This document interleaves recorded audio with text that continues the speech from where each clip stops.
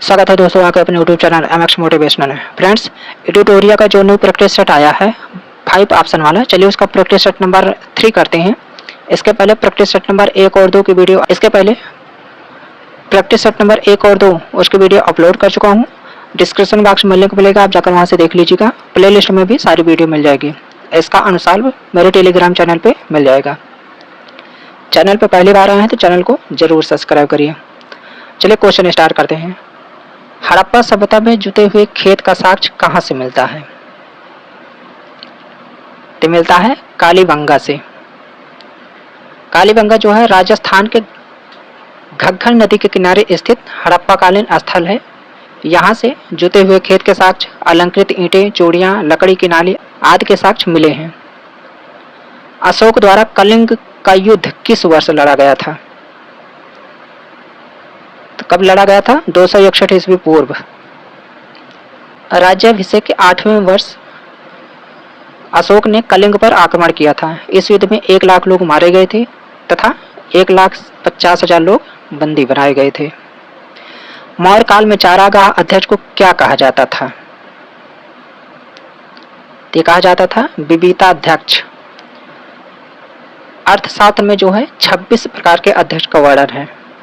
चारागाह के अध्यक्ष को क्या कहा जाता था? विविता अध्यक्ष। गुप्त काल में पूग किसे कहा जाता था? पूग जो है वो न्यायालय को कहा जाता था। गुप्तकालीन न्याय व्यवस्था में सम्राट सर्वोच्च न्यायाधिकारी होता था। उस समय न्यायालय के 4 वर्ग होते थे, जिसमें था राजा का न्यायालय, दूसरा पूग, तीसरा श्रेणी और चौथा कुल। निम्नलिखित में से कौन सी रचना हर्षवर्धन से संबंधित नहीं है? तो हर्षवर्धन से संबंधित जो नहीं है वो काव्य दर्शन। काव्य दर्शन की रचना जो है अलंकार शास्त्राचार्य दंडी के द्वारा की गई थी। बाकी जो सभी रचनाएं हैं वो हर्षवर्धन द्वारा की गई हैं। मंदसौर अभिलेख का संबंध किस शासक से है? तो मंदसौर अभिलेख का संबंध जो है वो यशोवर्मन से है। इस अभिलेख में मालवा के शासक यशोवर्मन के सैनिक के उपलब्धियों का वर्णन मिलता है। मोहम्मद गौरी को भारत में पहली बार किसने पराजित किया था? तो पहली बार जो पराजित किया था भीम द्वितीय ने। गौरी का प्रथम आक्रमण 1175 ईस्वी में मुल्तान पर हुआ था। 1178 ईस्वी में मोहम्मद गौरी ने गुजरात पर आक्रमण किया, परंतु किसने? भीम द्वितीय ने उसे माउंट आबू के निकट पराजित किया था और यह मोहम्मद गौरी की पहली पराजय थी भारत में। दिल्ली सल्तनत में विद्रोहियों के प्रति दुर्बल नीति किस शासक ने अपनाई थी? अपनाई थी जलालुद्दीन फिरोज खिलजी ने। दिल्ली सल्तनत के किस सुल्तान ने सैनिकों को नगद वेतन देने की प्रथा का आरंभ किया था? ये किया था अलाउद्दीन खिलजी ने। अलाउद्दीन खिलजी का कार्यकाल जो है 1296 से 1316 ईस्वी के बीच में था। अद्वैतवाद मत के प्रतिपादक कौन थे? शंकराचार्य थे। निम्नलिखित में से किस मुगल बादशाह ने न्याय की प्रसिद्ध जंजीर लगवाई थी? ये लगवाई थी जहांगीर ने। निम्नलिखित में से किसने दारा सिकोह को लघु अकबर कहा था? किसने कहा था? लेनपुल ने। किस सिख गुरु ने सिखों को एक सैनिक संप्रदाय के रूप में परिवर्तित था? किसने किया था? गुरु हरगोविंद ने। विजयनगर के किस शासक के काल में अब्दुल रज्जाक ने विजयनगर की यात्रा की थी? किसके शासन काल में की थी? देवराय द्वितीय के शासन काल में। 1443 ईस्वी में देवराय द्वितीय के शासन काल में जो है फारसी यात्री अब्दुल रज्जाक विजयनगर की यात्रा की थी। बांडीवास का युद्ध कब हुआ था? तो बांडीवास का युद्ध 1760 ईस्वी में हुआ था। तृतीय कर्नाटक युद्ध 1756 से 63 ईस्वी के दौरान 1760 ईस्वी में बांडीवास का युद्ध हुआ, जिसमें अंग्रेजों ने फ्रांसीसियों को निर्णायक रूप से पराजित किया था। अहमद शाह अब्दाली के भारत पर प्रथम आक्रमण के समय मुगल बादशाह कौन था? तो मुगल बादशाह कौन था? मोहम्मद शाह था। मोहम्मद शाह ने 1719 से 48 ईस्वी के समय अहमद शाह अब्दाली ने प्रथम बार 1748 में पंजाब पर आक्रमण किया था। प्लासी का युद्ध कब हुआ था? तो प्लासी का युद्ध हुआ था 1757 ईस्वी में। डेट याद रखना, 23 जून 1757 ईस्वी में प्लासी का युद्ध हुआ था। कहाँ पे? भागीरथी नदी के तट पर स्थित प्लासी के मैदान में सिराजुद्दौला एवं रॉबर्ट क्लाइव के बीच यह युद्ध हुआ था। इस युद्ध में अंग्रेजों की विजय हुई थी। फैजाबाद में 1857 के विद्रोह का नेतृत्व किसने किया था? अहमद उल्लाह ने। किस इतिहासकार ने बंगाल के 1765 ईस्वी से लेकर 1772 ईस्वी के मध्य कालखंड को डाकू राज्य की संज्ञा दी थी? किसने दी थी? के.एम. फड़िक्कर ने। क्यों दी थी? क्योंकि उस समय जो है आर्थिक लूट जो है वो ज्यादा हो रही थी, इसलिए के.एम. फड़िक्कर ने इस कालखंड को डाकू राज्य की उपमा दी थी। इकोनॉमिक हिस्ट्री ऑफ इंडिया नामक पुस्तक किसने लिखी थी? तो किसने लिखी थी? रमेश चंद्र दत्त ने। किस अधिनियम के माध्यम से भारतीयों की शिक्षा पर 1 लाख रुपए खर्च करने का प्रावधान किया गया था? 1813 का अधिनियम। आत्मीय सभा का गठन किसके द्वारा किया गया था? तो राजा राम मोहन राय के द्वारा। राजा राम मोहन राय ने आत्मीय सभा 1814 ईस्वी में, वेदांत सोसाइटी 1816 ईस्वी में, कलकत्ता यूनिटेरियन कमेटी 1823 ईस्वी में तथा ब्रह्म समाज 1828 ईस्वी में स्थापना की थी। फिर से देख लो, आत्मीय सभा 1814 ईस्वी, वेदांत सोसाइटी 1816 ईस्वी, कलकत्ता यूनिटेरियन कमेटी 1823 ईस्वी तथा ब्रह्म समाज 1828 ईस्वी। अलीगढ़ आंदोलन के संस्थापक कौन था? कौन था? सर सैयद अहमद खान था। पागलपंथी विद्रोह किसके नेतृत्व में हुआ था? किसके नेतृत्व में हुआ था? करम शाह के। कब हुआ था? तो 1813 से 1831 ईस्वी के मध्य। सन 1881 ईस्वी का प्रथम कारखाना अधिनियम किस वायसराय के काल में पारित हुआ था? ये हुआ था लॉर्ड रिपन के शासनकाल में। तो उपयुक्त में से कोई नहीं। 1881 ईस्वी में लॉर्ड रिपन के समय प्रथम कारखाना अधिनियम पारित किया गया था। गांधी ने दक्षिण अफ्रीका का प्रवास के दौरान किस रचना का प्रकाशन किया था? किस रचना का किया था? इंडियन ओपिनियन का। किस गवर्नर जनरल द्वारा सर्वप्रथम प्रेस पर सेंसरशिप लागू किया गया था? तो किसके द्वारा किया गया था? लॉर्ड वेलेस्ली के द्वारा। तो ये कब किया था? 1799 ईस्वी में। मुजफ्फरपुर में किंग्सफोर्ड की हत्या का प्रयास कब किया गया था? तो कब किया गया था? 1908 ईस्वी में। कौन प्रयास किया था? खुदीराम बोस और प्रफुल्ल चाकी ने किंग्सफोर्ड पर बम फेंका था, लेकिन उस समय किंग्सफोर्ड बच गया था। बम कब फेंका था? 30 अप्रैल 1908 को बिहार के मुजफ्फरपुर में। निम्नलिखित में से किसने दिल्ली में स्वदेशी आंदोलन का नेतृत्व किया था? ये थे सैयद हैदर रजा।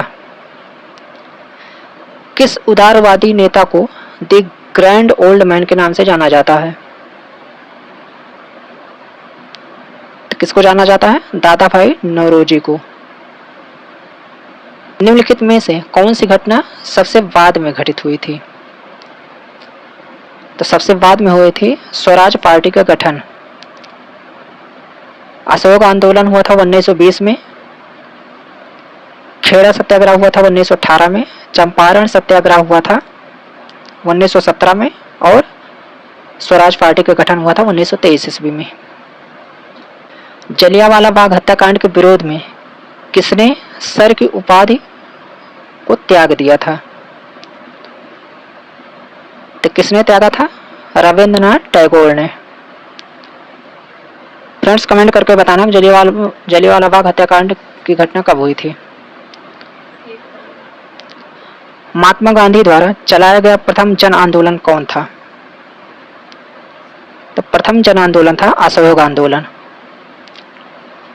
प्रथम सत्याग्रह जो था वो चंपारण सत्याग्रह था 1917 में, तथा प्रथम जन आंदोलन या असहयोग आंदोलन 1920 ईस्वी। निम्नलिखित में से किसके सुझाव पर भारतीयों को साइमन कमीशन से बाहर रखा गया था? तो लॉर्ड इरविन के सुझाव पर। साइमन कमीशन का भारत में आगमन 1928 ईस्वी में हुआ था। द्वितीय विश्व युद्ध कब शुरू हुआ था? तो द्वितीय विश्व युद्ध 1939 1 सितंबर 1939 को जर्मनी के पोलैंड पर आक्रमण के साथ प्रारंभ हुआ था। निम्नलिखित में से कौन सा युग्म सुमेलित नहीं है? सही सुमेलित नहीं है। गवर्नर है एक तरफ है संबंधित घटनाक्रम। जो सही सुमेलित नहीं है वो Lord Ripon. Communal award Lord Willingdon 1931 से 36 इसका कार्यकाल था के दौरान 1932 ईस्वी में घोषित किया गया था। झंडा गीत निम्नलिखित में से किसके द्वारा लिखा गया था? तो झंडा गीत जो है इसमें से उपयुक्त में से कोई नहीं है। झंडा गीत यानी विजय विश्व तिरंगा प्यारा, इसकी रचना जो है श्यामलाल प्रसाद ने की थी। निम्नलिखित में से कौन सी कोविड वैक्सीन डीएनए आधारित वैक्सीन है? कौन सी है? जैकोव डी है। कौन सा संगठन ऑपरेशन ग्रीन को कार्यान्वित करता है? तो कौन सा है? NAFED। आर्थिक सर्वेक्षण किसके द्वारा प्रकाशित होता है? ये होता है वित्त मंत्रालय के द्वारा। सर्व शिक्षा अभियान का उद्देश्य किस आयु के बच्चों में शिक्षा को प्रोत्साहित करना है? तो यह है 6 से 14 वर्ष के बच्चों में। वह उद्योग जो खनिजों का उपयोग कच्चे माल के तौर पर करते हैं कहलाते हैं, क्या कहलाते हैं? खनिज आधारित उद्योग। निम्नलिखित कंद फसलों में से किसे गरीब का मित्र कहा जाता है? किसे कहा जाता है? आलू को। भारतीय मौसम विज्ञान संस्थान कहाँ स्थित है? तो यह है नई दिल्ली में। प्लाज्मा अनुसंधान संस्थान जो है गांधीनगर में है। केंद्रीय कांच तथा मृतिका अनुसंधान संस्थान वो यह है कोलकाता में। और centre for DNA fingerprinting and diagnostics यह है हैदराबाद में। और केंद्रीय वन अनुसंधान संस्थान देहरादून में है। दक्षिण एशियाई क्षेत्रीय सहयोग संघ सार्क की स्थापना कब हुई थी? तो इसकी स्थापना कब किया गया था? 1985 ईस्वी में। निम्न में से कौन सुमेलित नहीं है? तो जो सुमेलित नहीं है वो मैगीनाट रेखा फ्रांस एवं स्पेन। मैगीनाट रेखा जर्मनी एवं फ्रांस की है। इंदिरा गांधी परमाणु अनुसंधान केंद्र कहाँ स्थित है? तो उपयुक्त में से कोई नहीं, क्योंकि ये तमिलनाडु में स्थित है। अंडमान और निकोबार द्वीप समूह के कितने द्वीपों का नाम परमवीर चक्र विजेताओं के नाम पर रखा गया है? तो 21 द्वीप का नाम। दुनिया की पहली तरल हाइड्रोजन संचालित नौका का नाम क्या है? तो यह है MF हाइड्रा। भारतीय अंतरिक्ष अनुसंधान संगठन इसरो ने अपने 12 वर्ष पुराने उपग्रह मेगाट्रॉपिक्स को किस महासागर में गिराया? तो गिराया था प्रशांत महासागर में। सितविनी राबुका किस देश के नए प्रधानमंत्री बने हैं? तो कहाँ के बने हैं? फिजी के। ऑस्ट्रेलिया ओपन 2023 के विजेता कौन है? कौन है? नोवाक जोकोविच। हाल ही में किस भारतीय संस्थान ने कृत्रिम हृदय तैयार करने में सफलता हासिल की? तो किसने हासिल की है? IIT कानपुर ने। किस वर्ष तक भारत ऊर्जा स्वतंत्रता प्राप्त करने का लक्ष्य निर्धारित किया गया है? किया है 2047 तक। भारत को ऊर्जा स्वतंत्र देश बनाने का लक्ष्य 2047 तक है, जबकि भारत द्वारा शून्य कार्बन उत्सर्जन का लक्ष्य 2070 तक है। मृतक ऊतक एक प्रकार का क्या है? ये सरल ऊतक है। चलिए दोस्तों फटाफट क्वेश्चन करते हैं, अदरवाइज वीडियो बहुत ज़्यादा लॉन्ग हो जाएगी। निम्न कथनों पर विचार कीजिए। सही कथन देखना है। तो कवक में क्लोरोफिल का अभाव होता है, सही है। थैलोफाइटा वर्ग के पौधों का शरीर जड़, तना एवं पत्तियों में विभेदित नहीं रहता, ये भी सही है। बाकी सवाल सामान्य पौधा नहीं। और मशरूम बायोफाइट के अंतर्गत आता है, ये भी नहीं। 1 और 4 सही होगा। संक्रमित पेयजल से फैलने वाला रोग है तो कौन सा है? हेपेटाइटिस है। दुधारू पशुओं का रोग एंथ्रेक्स होता है, किससे होता है? बैक्टीरिया से। रसांकुर पाया जाता है, तो रसांकुर जो पाया जाता है छोटी आंत में। अवायवीय श्वसन कोशिका के किस भाग में होता है? तो होता है कोशिका द्रव्य में। जब फाइब्रिनोजिन प्लाज्मा से अलग हो जाता है तो फाइब्रिनोजिन रहित प्लाज्मा को कहा जाता है, क्या कहा जाता है? सीरम कहा जाता है। एस्ट्रोजेन स्रावित होता है, तो इसका होगा उपयुक्त में से कोई नहीं। नर युग्म तथा मादा युग्म के संयोग से बनता है, तो क्या बनता है? जाइगोट। मूल भौतिक राशियों की संख्या है, तो 7 है। निम्नलिखित में से कौन से कथन असत्य हैं? असत्य कथन ढूंढना है, तो उपयुक्त में से एक से अधिक कथन असत्य हैं। यदि किसी वस्तु में बल लगाने से उसमें कोई त्वरण उत्पन्न नहीं है तो बल कहलाता है, तो क्या कहलाता है? क्या कहलाता है? संतुलित बल। यदि कोई वस्तु किसी द्रव में डूब जाती है तो निम्न में से कौन सा कथन सत्य होगा? तो सत्य कथन होगा वस्तु का भार उत्प्लावक बल से अधिक है। पूर्ण आंतरिक परावर्तन की घटना तब संभव होती है जब प्रकाश जाता है, तो कहां पे? सघन से विरल माध्यम में। श्वेत प्रकाश जब एक प्रिज्म से होकर गुजरती है तो वर्ण सबसे कम विचलित होता है, वह है, तो जो सबसे कम विचलित होता है जो रंग, वो कौन सा रंग है? लाल रंग। चालक की लंबाई बढ़ाने पर प्रतिरोध में क्या प्रभाव पड़ेगा? क्या करेगा? बढ़ेगा ये। बायस तथा चार्ल्स के नियम को सम्मिलित रूप से क्या कहते हैं? तो ये कहते हैं गैस समीकरण। समुद्र के जल से नमक को किस विधि द्वारा निकाला जाता है? तो निकाला जाता है वाष्पीकरण के द्वारा। एक्वारेजिया में हाइड्रोक्लोरिक अम्ल तथा नाइट्रिक अम्ल का अनुपात होता है, तो उपयुक्त में से कोई नहीं, क्योंकि 1:3 होता है। विद्युत का सुचालक अधातु है, तो कौन सी है? ग्रेफाइट है। एक द्रव अधातु है, तो कौन सी? ब्रोमीन। पिच ब्लेड निम्न में से किस धातु का अयस्क है? तो किसका है? यूरेनियम का। रेडियो सक्रियता की खोज किसने किया था?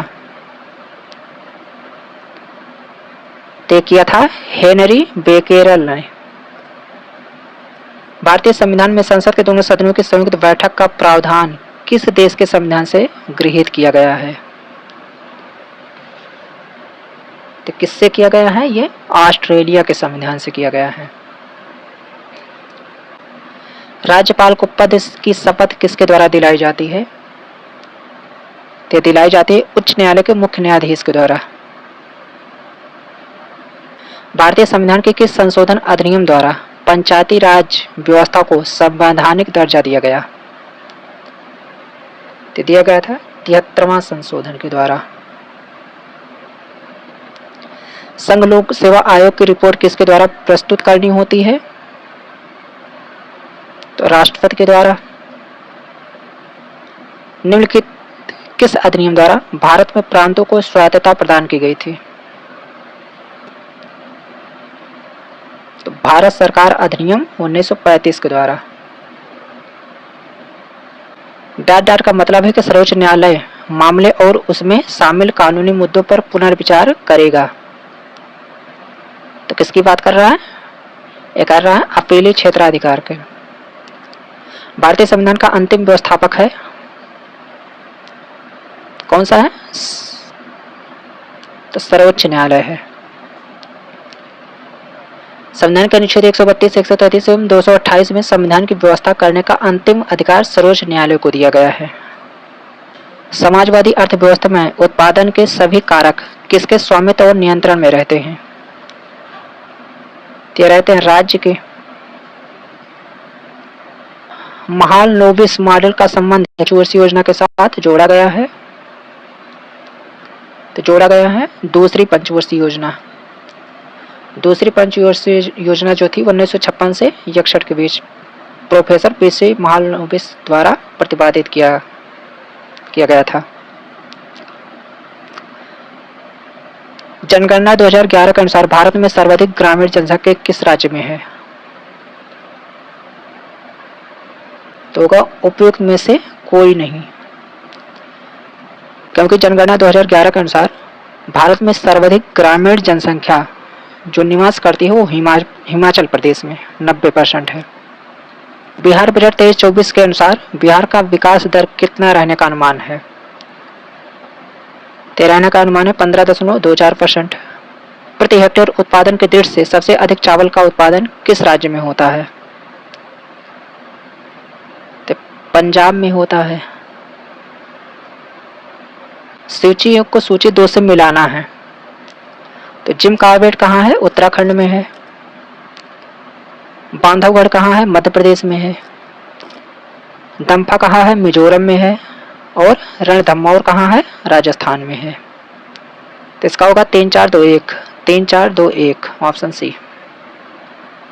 भारत में सर्वाधिक वर्षा निम्न में से किन क्षेत्रों में होती है? तो सर्वाधिक वर्षा जो पूछ रहा है तो ये होगा पश्चिमी घाट, हिमालय क्षेत्र तथा मेघालय। रिंग ऑफ फायर से अभिप्राय है प्रशांत महासागर में भूकंप एवं ज्वालामुखी से प्रभावित क्षेत्र। भूमध्य रेखा कितने देशों से होकर गुजरती है? तो 13 देश हैं। निम्नलिखित जलधाराओं में से कौन सी ठंडी जलधारा है? तो उपयुक्त में से एक से अधिक। निम्न में से कौन सा देश कैस्पियन सागर से सीमा नहीं बनाता है? तो इराक है। निम्नलिखित में से किस जिला की सीमा रेखा की लंबाई पश्चिम बंगाल से सबसे कम स्पर्श करती है? तो किसकी करती है? पूर्णिया जिला की सबसे कम स्पर्श करती है। निम्नलिखित में से किस राज्य में सर्वाधिक पायरेट पाए जाते हैं? तो कहाँ पाए जाते हैं? बिहार में। 2011 की जनगणना के अनुसार बिहार में सर्वाधिक लिंगानुपात किस जिले का है?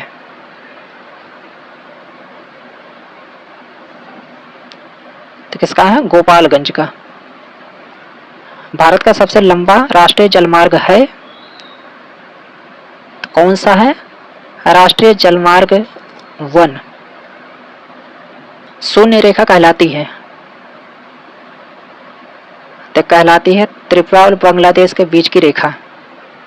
दोस्तों क्वेश्चन नंबर 1 से लेकर 120 तक मैथ के क्वेश्चन है। ये सारे क्वेश्चन आपको मेरे टेलीग्राम चैनल पर मिल जाएगा। टेलीग्राम का लिंक वीडियो के डिस्क्रिप्शन में दिया गया है।